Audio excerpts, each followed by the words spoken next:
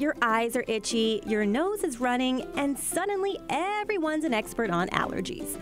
But what really works when you can't stop sneezing? Here's the truth about seasonal allergies. Can I grow out of my allergies?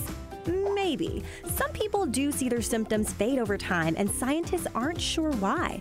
But you can also develop new allergies or just different symptoms, so don't bank on it. Does eating local honey help?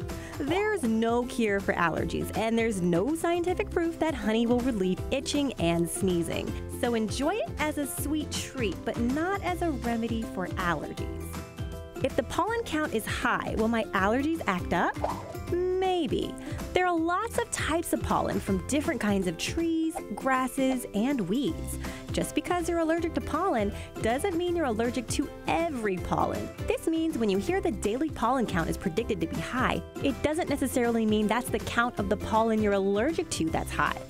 I'm congested from allergies, so do I need an antibiotic? No, antibiotics don't help allergies. Those are for a bacterial infection like sinusitis.